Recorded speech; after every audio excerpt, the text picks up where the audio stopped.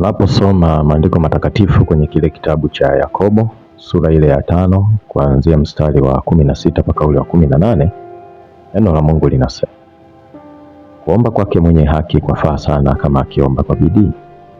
Vile neno la Mungu linaendelea kutuambia kwamba Elia alikuwa ni mwanadamu mwenye tabia moja na sisi. Akaomba kwa bidii mvua isinyeshe, na mvua haikunyesha juu ya nchi kwa muda wa miaka 3 na miezi 6. Akaomba tena, na mbingu zikatoa mvua, nayo nchi ikazaa matunda yake. Tunawezaje kuipima bidii? Tunawezaje kusema kwamba kwenye hili jambo mtu amefanya kwa bidii? Kipimo kikubwa cha bidii huwa ni matokeo. Mtu anapofanya jambo na akapata matokeo, tunaweza kwa ujasiri kusema kabisa kwamba amelifanya lile jambo kwa bidii. Elia aliomba mvua isinyeshe, na mvua haikunyesha. Akaomba tena mvua inyeshe, na mvua ikanyesha. Alipata matokeo Elia. Ndio maana Biblia ina ujasiri kuandika kabisa kwamba Elia aliomba kwa bidii. Vile tukisoma kwenye kile kitabu cha Matendo ya Mitume sura ile ya 12 mstari wa 5, tunaona kwamba kanisa liliomba kwa juhudi juu ya Petro, na tunafahamu kwamba Petro alifanikiwa kuondoka kwenye vile vifungo, alifanikiwa kutoka gerezani. Hayo ni matokeo. Biblia ina ujasiri kuandika kabisa kwamba kanisa liliomba kwa juhudi.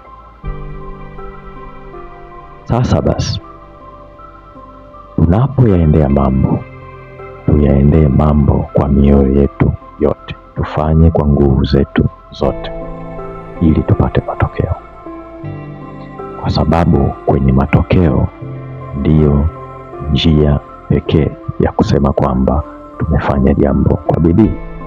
Kuna maeneo mengi sana ambayo tunatakiwa tufanye kwa bidii. Kwenye kazi ambazo tunafanya kila siku tunatakiwa tufanye kwa bidii. Maombi, mifungo, kutafakari neno tunatakiwa tufanye kwa bidii. Kusikia sauti ya Mungu sawa sana Kumbukumbu la Torati 28, tunatakiwa tufanye hivyo kwa bidii.